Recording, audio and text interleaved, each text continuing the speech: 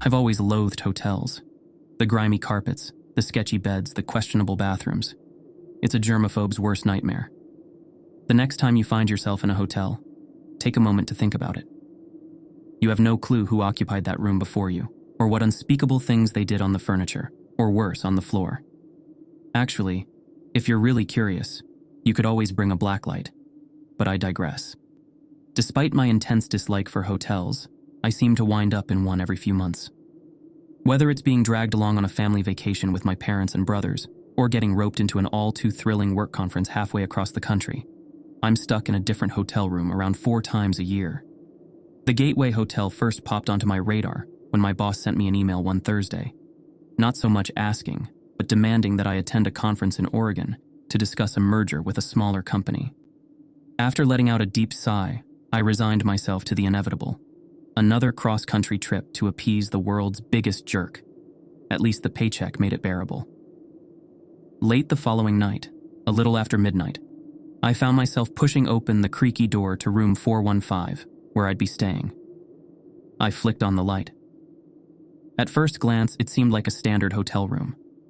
I dropped my luggage on the counter in the small kitchen area and sank down onto the bed, pulling out my phone to kill some time until I felt ready to sleep.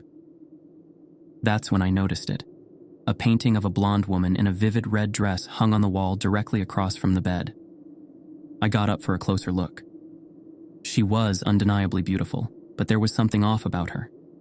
Her hands were folded awkwardly behind her back, and the way she stood gave off a menacing vibe, as though she might leap from the painting at any moment. Her face unsettled me even more. Her expression was a bizarre combination of anger and a wide, unsettling smile, every single tooth unnaturally white. What really creeped me out were her eyes, which seemed to follow me as I moved closer. It made no sense why the hotel would hang such an eerie painting.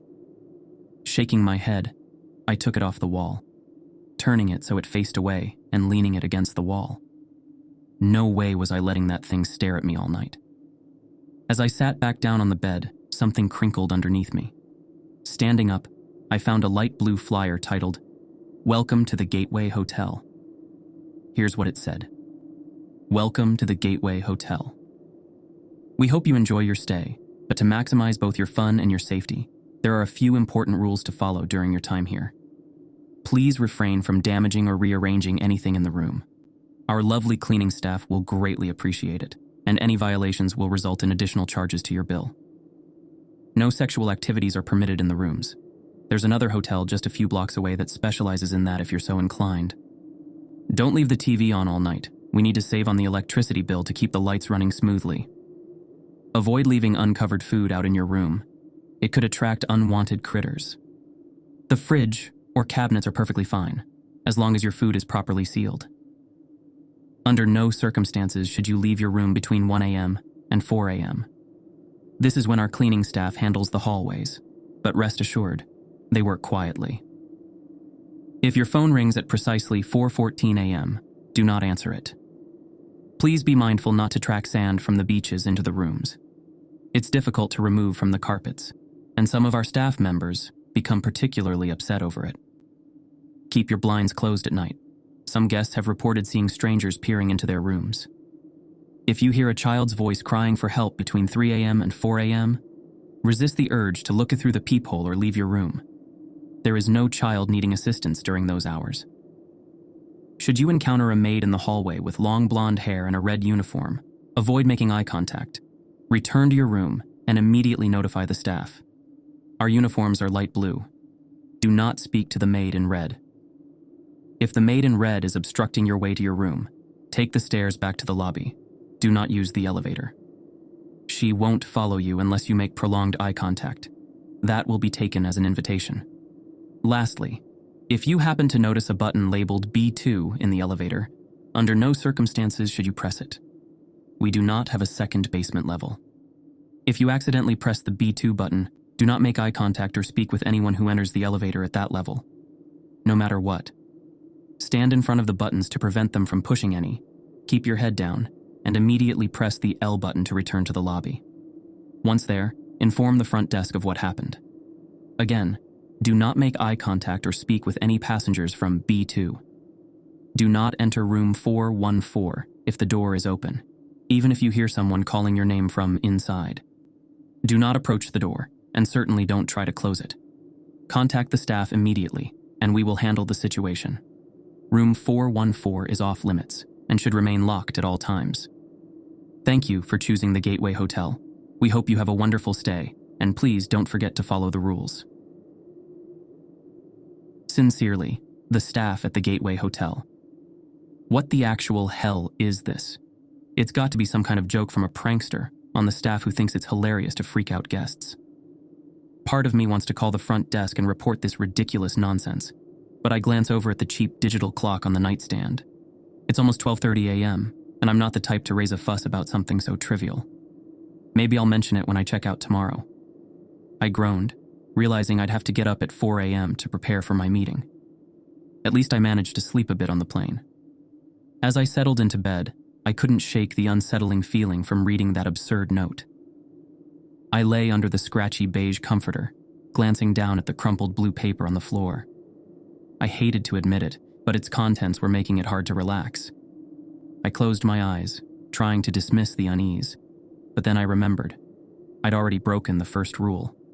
I'd taken down that creepy painting. Hesitantly, I sat up and looked toward the wall across from the bed. Even in the dim light, I could tell the painting was back up. A cold shiver crept up my spine. The woman in the painting seemed even closer, her expression more twisted and menacing than before. Quickly, I lay back down and shut my eyes tight. No way was I touching that painting again. Maybe I'm just overthinking this. Even if the rules are a dumb joke, they've managed to get under my skin. Still, it's late, and I could just be sleep deprived. I'll figure it out in the morning after I talk to the staff. Edit. It's 1:12 a.m., and I can't sleep. I swear I just heard something tapping on my window. I'm on the 4th floor. I'm still trying to process what the hell happened last night in that hotel, but I'll try to explain everything in the order it happened. I didn't want to relive this by writing it down, but I feel like I have to. If it stops even one person from staying at the Gateway Hotel, it'll be worth it. I edited my last post an hour after the first, still frozen in bed, hiding under that cheap hotel comforter. It was 1:12 a.m., and I heard a tapping sound on my window. As much as I didn't want to get up, I had to prove to myself it was nothing, a tree branch or something. I got up and crept toward the window, avoiding even a glance at the painting. I knew she was there, her eyes boring into me. I could feel her gaze as I crossed the room. The tapping continued, slow and rhythmic, as I gripped the edge of the curtain. I yanked it open, not giving myself time to think. God, I wish I had hesitated. Staring back at me was the grotesque face of a man, his skin peeling and decaying. It grinned at me with rotting yellow teeth, and its sunken eyes locked onto mine. Long, gnarled fingers with cracked, dirty nails tapped against the glass. I had convinced myself it would be a branch, not some rotting man hanging outside my 4th floor window. I'm not ashamed to admit it. I screamed. Who wouldn't? There's no balcony out there, no ledge. How the hell was this thing even reaching my window, unless it was climbing the side of the building like some horror movie monster? I scrambled for the phone, dialing the front desk number scribbled on a piece of masking tape stuck to the receiver. Hello? This is the Gateway Hotel's front desk. How may I assist you? Yeah, there's someone outside my window tapping on the glass. I'm on the 4th floor though, so how? Please refer to the hotel's provided list of rules. If you check rule number 8, you'll see that your windows should have remained covered. Right, but I'm on the 4th floor. That has never stopped them from peeking in. Please disregard any tapping you hear. Since you've acknowledged their presence, they will continue throughout the night. Remember to follow the rest of the rules carefully. Have a pleasant night, ma'am. The line went dead. I slammed the phone into the receiver, swearing under my breath. Frustrated, I picked up the crumpled rules from the floor, smoothed the paper out, and read them again. Over and over, I scanned the list, disbelief creeping in. My room, which had seemed so ordinary less than an hour ago, now felt like a trap. I tossed the paper onto the nightstand and collapsed onto the bed. Glancing at the clock, 1:46 a.m., I jumped and yanked the covers over my head as the tapping resumed at the window. I tried to sleep, but it was impossible. The tapping and my mounting fear kept me awake. Hours passed like molasses until my alarm blared at 4 a.m., nearly causing me to scream. I rushed to get ready, eager to leave this nightmare hotel. Double-checking the rules, I made sure it was safe to leave. The clock read 4:13 a.m., and I exhaled in relief. Just then, the phone rang. I turned sharply to see the time had shifted to 4:14 a.m. Without hesitation, I left the room, the eerie call still ringing in my ears. Once outside, I looked up at my window. The zombie guy was gone, and unnervingly, there weren't even trees around. Even after my meeting, which went surprisingly well, I avoided returning to the hotel for as long as possible. I called my boss to ask if I could change hotels, but he just complained about the cancellation fees and how the Gateway was the cheapest option in the state. Gee, I wonder why. With no way to afford both the cancellation fee and a new room, I resigned myself to one more night in this hellhole. I returned around 10 p.m., earlier than I wanted to, but I wasn't about to risk staying out later. The lobby was eerily empty, and I asked the front desk about switching rooms, but they claimed they were fully booked. Odd, since I hadn't seen a single other guest the entire time I'd been here. Shouldn't I have run into someone by now, if they were truly full? On my way to my room, I noticed the elevator button for B2 but felt no temptation to press it. The hallway leading to my room was silent, the dim lighting adding to the tension in the air. When I reached my door, I noticed it was directly across from room 414. The door was closed, looking completely ordinary. Yet something about it made my skin crawl. Maybe it was just because it was on the list of rules, but I felt an overwhelming sense of unease as I fumbled with my key. As I closed my door, I thought I saw a flash of red from the corner of my eye. So here I am, stuck in the Gateway Hotel for another night. Trapped in a room where a zombie tapped on my window, a demon woman lives in a painting, and I'm directly across from the forbidden room 414. I reread the rules, reminding myself that as long as I follow them, I should be okay. I double-checked that my curtains were closed, made sure no food was left out, avoided the B2 button, and ignored the phone call at 4:14 a.m. I just need to last until noon tomorrow. But something just knocked on my door. It's 1:54 a.m., and I'm not supposed to look through the peephole between 1 and 4 a.m.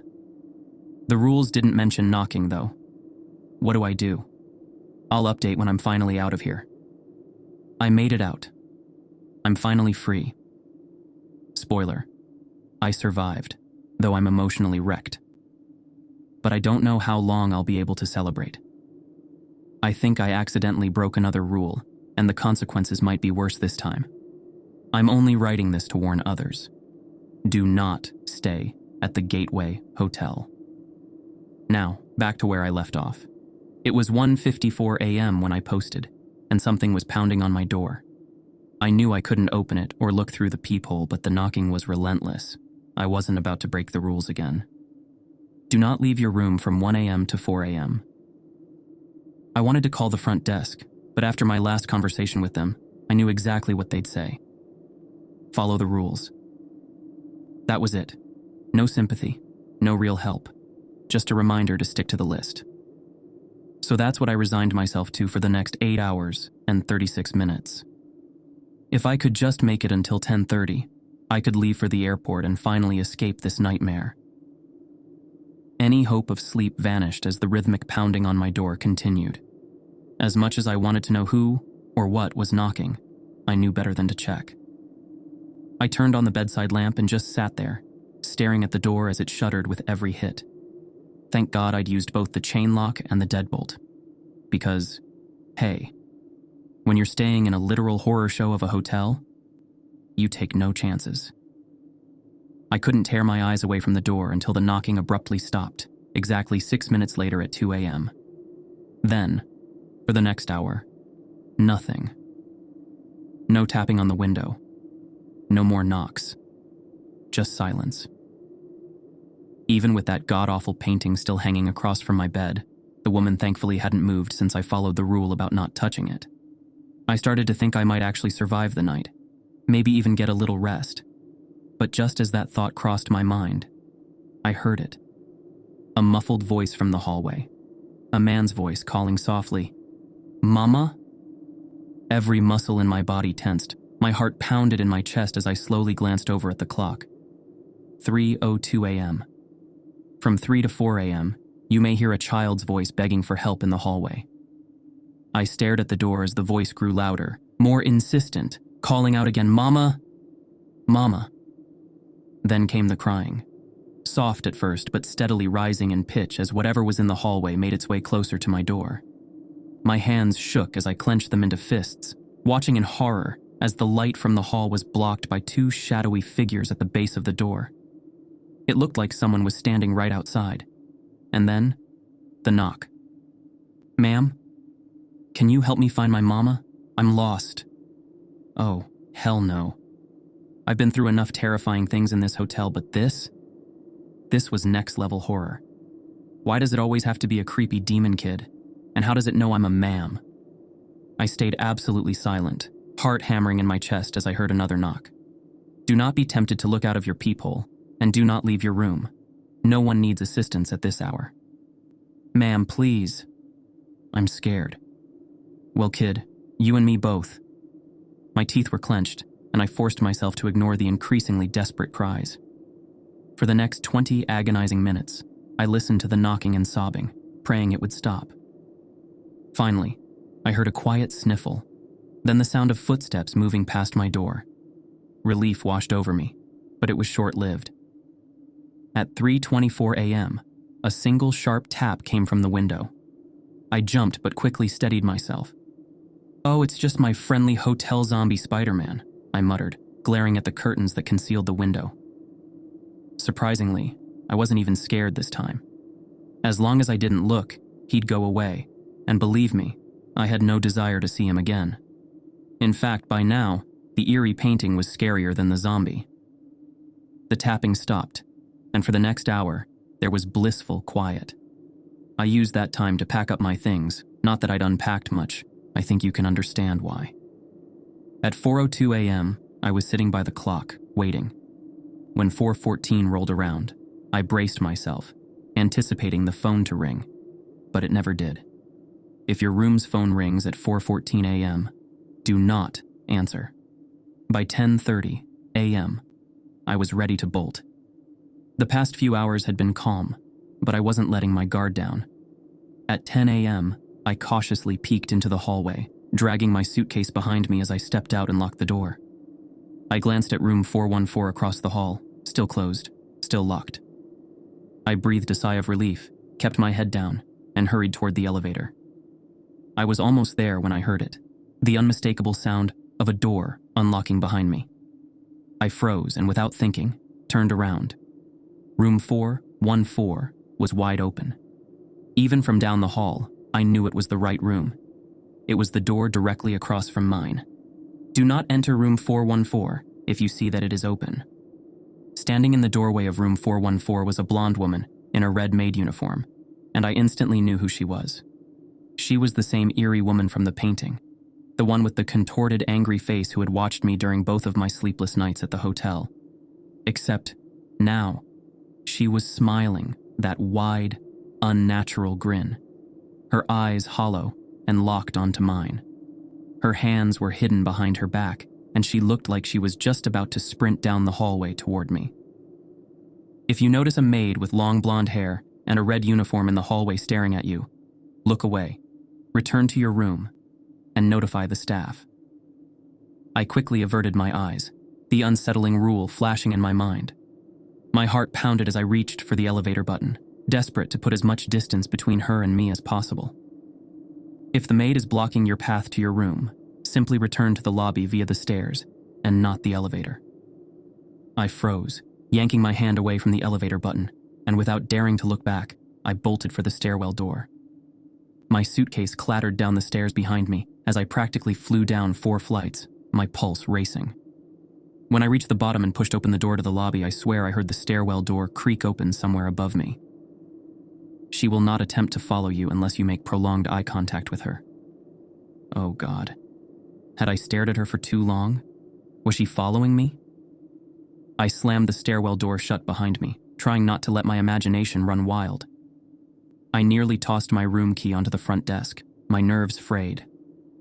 The two workers behind the counter both smiled at me, but there was something strange in their expressions. One of them spoke slowly, as if amused.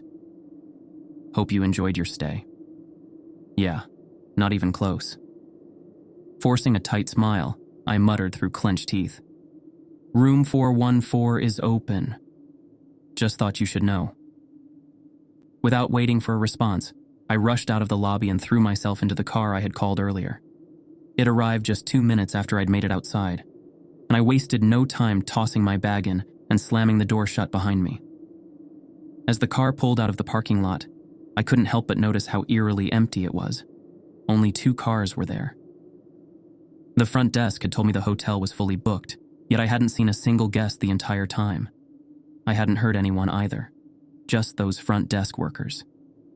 A chill ran down my spine, and I turned for one final glance at the hotel as the car drove away. In one of the 4th-floor windows, something red caught my eye. I think it was waving at me. My stomach turned as the car rounded a corner, the hotel vanishing from view. She will take that as an invitation. My mind raced. Had I looked at her for too long? How long is too long? How far would she follow me? God, I hope I never have to find out.